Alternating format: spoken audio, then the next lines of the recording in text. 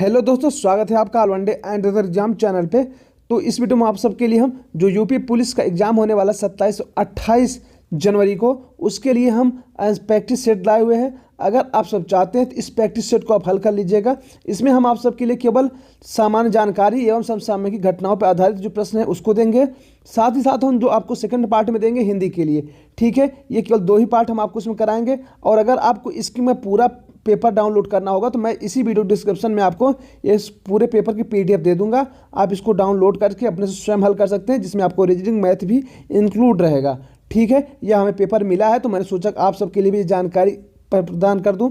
हो सकता है कि आपको कुछ फ़ायदा दे जाए, ठीक है। अगर आपको ये फ़ायदा देने वाली प्रश्न लगेंगे तो हमारे चैनल को सब्सक्राइब कर लीजिएगा, वीडियो को लाइक कर दीजिएगा, अपने दोस्तों के साथ भी साझा कर दीजिएगा, शेयर कर दीजिएगा, ठीक है दोस्तों। तो चलिए हम लोग ज़्यादा वक्त ना लेते हुए जो हमारा प्रैक्टिस सेट है उसको देख लेते हैं। ये केवल पुलिस के लिए ही नहीं, सब एग्जाम में काम कर सकता है। जो जीएस का प्रश्न है, ठीक है, हिंदी का जो प्रश्न है। तो चलिए हम लोग वीडियो शुरू करते हैं। लाल बटन को दबाएं और सब्सक्राइब करें हमारे इस YouTube चैनल को, और इस बगल वाली घंटी को बजा दीजिए और हमारे चैनल से आप जुड़े रहिए और लगातार नए लेटेस्ट वीडियो पाते।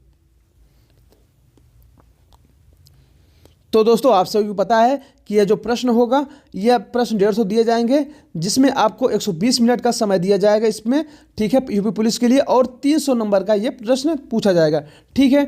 तो देखिए, इसमें जो है आपका सबसे पहले मैं समसामयिक घटनाएं और सामान्य जानकारी के प्रश्न दिखाता हूं।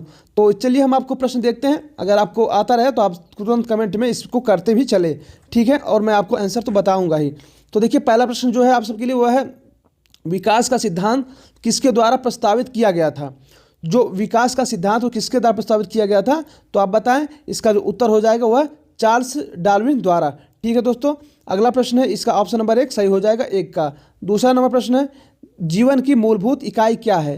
तो जीवन की जो मूलभूत इकाई क्या है, तो वह कोशिका है, ठीक है। अंग भी है, उत्तक भी, नाभिक भी है। तो इसमें आपका ऑप्शन हो जाएगा, उत्तर हो जाएगा ए, कोशिका। मूलभूत इकाई कोशिका होती है, ठीक है दोस्तों। एक रिक्वेस्ट आपसे और है कि अगर आपका जब 27-28 को पेपर होगा, जिन भाइयों को 27-28 का पेपर हो जाएगा, ठीक है, आप लोग कृपा करके, अगर आप लोग चाहते हैं उस प्रश्न का कुछ हम आपको आंसर की बताएं, ठीक है, और जल्दी आप लोग आंसर की चाहते हैं, तो आप हमारे व्हाट्सएप नंबर में दे देता हूं, उस पर आप हमें मैसेज कर दीजिएगा। इस पेपर की, उस पेपर पीडीएफ हमें भेज दीजिएगा। मेरा जो नंबर है 95 40 15 50 23, ठीक है, ये मेरा नंबर है 95 40 15 50 23। इस पर आप हमें व्हाट्सएप कर दीजिएगा। जब आपका पेपर होगा तो मैं उसके आंसर की आपको बना दूंगा, ठीक है। तो चलिए आगे बढ़ते हम लोग देखते हैं। तीसरा नंबर प्रश्न है, इनमें से कौन एक भारतीय गणितज्ञ थे। तो इसमें से जो दिया गया है, तो भरत, बाना, भास्कर और भवभूति। तो इसमें कौन थे, तो आप सभी जानते हैं कि जो भास्कर थे ये गणितज्ञ थे। तो ऑप्शन नंबर सी सही है, ठीक है। और चौथा नंबर प्रश्न है, थॉमस कप किस खेल से जुड़ा हुआ है। तो किस खेल से संबंधित है थॉमस कप, चौथा प्रश्न है आप सबके लिए। तो आप सभी जानते हैं कि थॉमस कप जो है वो बैडमिंटन से संबंधित है। तो आपका ऑप्शन नंबर बी सही होगा। अगला प्रश्न है, 5 नंबर, महाधिवक्ता की नियुक्ति किसके द्वारा की जाती है। जो महाधिवक्ता की नियुक्ति होती है वह किसके द्वारा की जाती है, तो आप सभी को पता है कि यह राज्यपाल द्वारा की जाती है, इसलिए आपका ऑप्शन नंबर बी सही है, राज्यपाल। अगला प्रश्न है, राष्ट्रपति राज्यसभा में 12 ऐसे सदस्यों को मनोनीत कर सकता है जो साहित्य, कला, विज्ञान और समाज सेवा के क्षेत्र में विशिष्ट अनुभव रखते हैं। इसका प्रावधान किस में है, तो किस अनुच्छेद में इसका प्रावधान दिया गया है। आप सभी को जैसे पता होगा कि आप अगर संविधान पढ़े होंगे तो आपको पता होगा कि ये जो अनुच्छेद 84 में दिया गया है, 84 में दिया गया है, इसलिए आपका ऑप्शन नंबर 20 सही होगा, ठीक है। अगला प्रश्न है 7 नंबर, किस शासक को बदायूनी ने इस्लाम विरोधी कहा। तो किस शासक को बदायूनी ने इस्लाम विरोधी कहा था, तो अकबर ने। तो ऑप्शन नंबर 1 सही होगा, ठीक है। अब 8 नंबर प्रश्न है, विटामिन सी का रासायनिक नाम क्या है। ठीक है, अक्सर प्रश्न पूछता है कि विटामिन सी का रासायनिक नाम क्या है। तो आप सभी को पता है स्कारबिक अम्ल। तो इसका ऑप्शन नंबर 1 सही हो जाएगा, 8 का, ठीक है। अगला प्रश्न बढ़ते हैं हम लोग, उसको देखते हैं। वह है, भारत की 9 नंबर में, भारत की संप्रभुता किस में निवास करती है। तो भारत की जो संप्रभुता है वो किस में निवास करती है, तो ये भारत की जनता में, इसलिए आपका ऑप्शन नंबर डी सही है, ठीक है। अगला प्रश्न 10 number, Sarojini Naidu medical college कहाँ स्थित है। 10 नंबर का उत्तर हो जाएगा, सरोजिनी नायडू जो कॉलेज है स्थित है, मेडिकल कॉलेज, वह आपका आगरा में स्थित है, इसलिए आपका ऑप्शन नंबर डी सही होगा। 11वां प्रश्न है, सीमा पुनिया किस खेल से संबंधित है? तो सीमा पुनिया जो है वह डिस्कस थ्रो से संबंधित है, इसलिए आपका ऑप्शन नंबर 1 सही होगा। अगला प्रश्न है 12 नंबर, 12वां एरो एक्सपो का आयोजन फरवरी 2019 में कहाँ किया जाएगा? तो जो 12वां एयर एक्सपो का आयोजन है वो फरवरी में कहाँ किया जाना है? तो प्रयागराज में, इसलिए आपका ऑप्शन नंबर बी सही है। ठीक है, इलाहाबाद भी दे सकता है प्रयागराज, लेकिन इसमें प्रयागराज दिएगा क्योंकि नाम चेंज हो चुका है। ठीक है, तो 12वां एयर एक्सपो प्रयागराज में होना है 2019 फरवरी में। अगला प्रश्न है 13 नंबर, हाल ही में सर्वोच्च न्यायालय ने आईपीसी की किस धारा को अपराध से मुक्त घोषित कर दिया है? तो किस धारा को अपराध से मुक्त घोषित कर दिया है? 304A। ठीक है, 304A को आईपीसी की धारा को अपराध मुक्त घोषित कर दिया गया है। ठीक है, अगला प्रश्न है 14 नंबर, दांची गाम राष्ट्रीय पार्क स्थित है। तो दांची गाम राष्ट्रीय पार्क कहाँ पर स्थित है? आप सभी को पता है कि यह जम्मू कश्मीर में स्थित है, इसलिए ऑप्शन नंबर 1 सही होगा। अगला प्रश्न आप सभी के लिए, भारत के प्रथम परखनली शिशु का नाम रखा गया था। तो सभी को आपको पता है कि भारत में जो प्रथम शिशु बनाई गई थी वह बच्ची थी इंदिरा। ठीक है, तो इसलिए आपका ऑप्शन नंबर डी सही होगा। ठीक है, ऑप्शन नंबर डी। 16 नंबर प्रश्न है, उसमें हम लोग चलते हैं, जलियांवाला बाग हत्याकांड की जांच किस आयोग ने की थी? तो सभी लोग पढ़े हैं कि जलियांवाला जो बाग का आयोग की जांच कराई गई थी वो किस आयोग के द्वारा होती? तो हंटर आयोग के द्वारा, इसलिए आपका ऑप्शन नंबर भी सही होगा। ठीक है, अगला प्रश्न है उसको देखते हैं, आज़ाद हिंद फौज की स्थापना 1942 में किसने की थी? तो जो आज़ाद हिंद फौज की स्थापना है 1942 में किसके द्वारा किया गया था? तो रास बिहारी बोस द्वारा किया गया था, इसलिए आपका ऑप्शन नंबर बी सही होगा। ठीक है, अगला प्रश्न है, महावीर स्वामी ने अपने उपदेश में किस भाषा में दिया था? तो जो उनका उपदेश था महावीर स्वामी का वो किस भाषा में था? तो आप सभी जानते हैं तो प्राकृत भाषा में था। ठीक है, इसलिए आपका ऑप्शन नंबर सी सही होगा, प्राकृत। अगला प्रश्न 19 नंबर, राष्ट्रपति अपना त्यागपत्र किसे देता है? तो राष्ट्रपति जो है अपना त्यागपत्र किसे देता है? आप सभी को पता होगा कि वह उपराष्ट्रपति को सौंपता है, इसलिए आपका ऑप्शन नंबर 1 सही होगा। ठीक है, और उपराष्ट्रपति भी अपना त्यागपत्र राष्ट्रपति को सौंप देता है। ठीक है, अगला प्रश्न है, निम्नलिखित में से असंगत चुनो। इसमें संगत असंगत चुनना है आपको, तो इसमें देखिए 3 आपको संगत जीत दिया गया है और 1 असंगत दिया गया है, उसी असंगत पूछ रहा है। तो इसमें क्या दिया गया है कि आपको पार्टी का नाम दिया गया है, वह किस प्रदेश से संबंधित है यह पूछ रहा है। तो देखिए तेलुगु देशम पार्टी जो है वो आंध्र प्रदेश से संबंधित है, एकदम राइट है। अकाली दल पंजाब से है, द्रमुक जो है तमिलनाडु से है, लेकिन जो शिवसेना दिया है ये असम दिया है, लेकिन असम नहीं होगा यहाँ पे। आप सभी को पता है शिवसेना महाराष्ट्र की पार्टी है, तो ऑप्शन नंबर बी सही है। ठीक है इसमें। तो अगला प्रश्न 21 नंबर, पंचायती राज का प्रावधान संविधान के किस भाग में है? तो पंचायती राज का जो प्रावधान है संविधान किस भाग में है? तो 9 में, भाग 9, तो ऑप्शन नंबर 1 सही है। ठीक है, अगला प्रश्न आप सभी के लिए 22 नंबर, 14 बड़े व्यावसायिक बैंकों का राष्ट्रीयकरण कब हुआ? तो 14 बड़े व्यावसायिक बैंकों का राष्ट्रीयकरण कब हुआ था? तो 1969 में इंदिरा गांधी के द्वारा, तो ऑप्शन नंबर 1 सही होगा। ठीक है, कौन सा हो जाएगा? 1969, ऑप्शन नंबर 1। अगला प्रश्न है 23 नंबर, रोजगार गारंटी योजना 1972-73 में किस राज्य से शुरू की गई थी? तो कहाँ से शुरू की गई थी रोजगार योजना?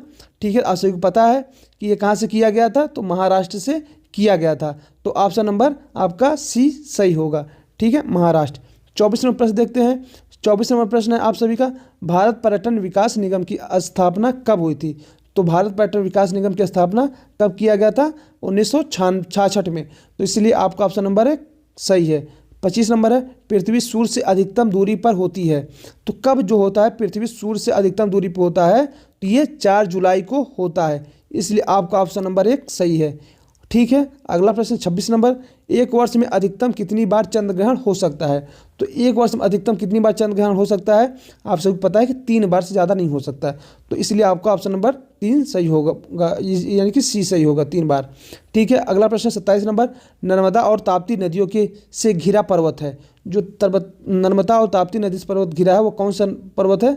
आप सभी को पता है वो सतपुड़ा की पहाड़ी है, यानी कि सतपुड़ा पर्वत। आपका ऑप्शन नंबर बी सही है। ठीक है, नर्मदा और ताप्ती से घिरा हुआ पर्वत है। अगला प्रश्न 28 नंबर, जस्ता के लिए प्रसिद्ध जावर खाने किस राज्य में स्थित है? तो जस्ता के जो प्रसिद्ध जावर खाने हैं वो किस राज्य में स्थित है? तो आप सभी को पता है कि यह राजस्थान में स्थित है, तो इसलिए ऑप्शन नंबर सी सही होगा, जावर। ठीक है, 29 नंबर प्रश्न है, नलकूपों से सबसे अधिक सिंचाई भारत के किस राज्य में होती है? तो नलकूपों सबसे अधिक जो सिंचाई होती है वो उत्तर प्रदेश में होती है, इसलिए आपका ऑप्शन नंबर बी सही है। ठीक है, अगला नंबर प्रश्न है 30 नंबर, पिरेनीज पर्वत किन देशों के बीच बनाता है? तो पिरेनीज जो पर्वत है वो किन देशों के बीच सीमा बनाता है? ठीक है, तो ये सीमा पूछ रहा था किन देशों के बीच सीमा बनाता है, तो आप सभी को पता है कि किस फ्रांस और स्पेन के बीच बनाता है सीमा, तो आपका ऑप्शन नंबर ए सही है। फ्रांस और स्पेन के बीच जो है पिरेनीज जो पर्वत है वह सीमा दोनों देशों के बीच बनाता है। ठीक है, ये बहुत महत्वपूर्ण प्रश्न है, हर एग्जाम में अक्सर पूछ लिया जाता है कि पिरेनीज जो पर्वत है वो फ्रांस और स्पेन के बीच सीमा बनाता है। अगला प्रश्न है निम्नलिखित में से असंगत चुनना है आपको। ठीक, 31 नंबर में, तो इसमें आपको क्या करना है, ये देखिए यमुना महोत्सव कहाँ दिया है? मथुरा दिया है।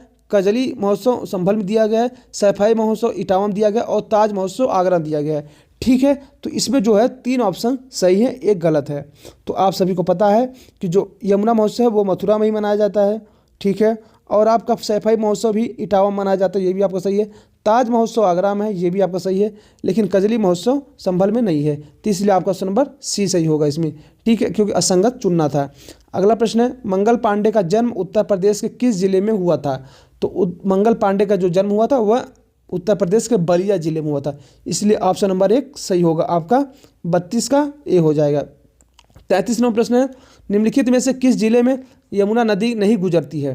तो किस जिले में यमुना नदी नहीं गुजरती है? जो प्रदेश के जिले हैं उसमें से पूछा है किस जिले से यमुना नदी नहीं गुजरती है, तो कहाँ से नहीं गुजरती है? वह प्रतापगढ़ से नहीं गुजरती है, तो इसलिए आपका ऑप्शन नंबर डी सही होगा, प्रतापगढ़। ठीक है, अगला प्रश्न है उत्तर प्रदेश की पहली खनिज नीति कब घोषित की गई? तो उत्तर प्रदेश की जो पहली खनिज नीति है वह कब घोषित की गई थी? तो 1998 में, तो इसलिए आपका ऑप्शन नंबर 1 सही होगा। ठीक है, अगला प्रश्न उत्तर प्रदेश में 1000 पुरुषों पर कितनी महिला हैं? ठीक है, तो उत्तर प्रदेश में जो एवरेज पूछा है महिलाओं का वह दिया गया है, आप सभी पता है कि 912 है, तो इसलिए ऑप्शन नंबर 1 सही होगा आपका। ठीक है, 35 का ए हो जाएगा। 36 नंबर निम्न में से कौन सा सर्च इंजन नहीं है? ठीक है, तो इसमें देखिए कौन सा सर्च इंजन नहीं है ये पूछा है आपका, तो आप जैसे गूगल भी है, MN भी है, जीमेल भी है। ठीक है, तो याहू जो है आपका पूछा नहीं है, तो याहू। ठीक है, अगला प्रश्न, ये अगला प्रश्न है उसमें सॉरी दोस्तों, ये जो 36 नंबर है 36 नंबर गलत है, इसमें याहू भी है, गूगल भी है, MSN भी है और जीमेल इसमें नहीं है, इसलिए आपका ऑप्शन नंबर डी सही होगा, सर्च इंजन नहीं है पूछा है। ठीक है, अगला प्रश्न है उसमें 37 नंबर, उसको देखते हैं निम्न में से किस जगह का नाम हाल ही में उत्तर प्रदेश सरकार द्वारा नहीं बदला गया? ठीक है, तो किस जगह का नाम जो नहीं बदला गया है? तो इलाहाबाद का नाम प्रयागराज कर दिया गया है, फैजाबाद का अयोध्या कर दिया गया है। ठीक है, मुगल सराय स्टेशन का ये अटल बिहारी दीनदयाल के नाम पर कर दिया गया है। ठीक है, पंडित दीनदयाल उपाध्याय के नाम कर दिया मुगल सराय स्टेशन। ठीक है, ये दोनों पूछ सकते हैं आपसे किसी एग्जाम में। और फिरोजाबाद जो है उसका नाम अभी तक नहीं बदला गया है, इसलिए ऑप्शन नंबर सी आपका सही होगा। इसके आप जरूर याद कर लें क्योंकि एग्जाम में पूछ सकता है कि इलाहाबाद का नाम प्रयागराज, फैजाबाद का अयोध्या, मुगल सराय का पंडित दीनदयाल उपाध्याय स्टेशन हो गया। ठीक है, अगला प्रश्न 38 नंबर वह है साहित्य में ज्ञानपीठ पुरस्कार 2018 किसे दिया गया? तो जो साहित्य में ज्ञानपीठ पुरस्कार दिया गया था वह किसको दिया गया? तो आप सभी पता है कि अमिताभ घोष को 2018 का ज्ञानपीठ पुरस्कार मिला है, तो ऑप्शन नंबर 20 सही होगा।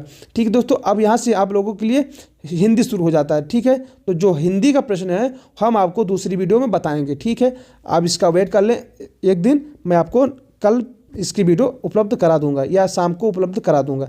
ठीक है, तो बहुत बहुत धन्यवाद। अगर आपको अच्छा लगा तो लाइक कर दें, शेयर कर दें, सब्सक्राइब कर दें। सब्सक्राइब करने के बाद बेल नोटिफिकेशन जरूर ऑन करें जिससे कि मैं अगली अपडेट वीडियो अपलोड करूं तो आपको पता चल जाए।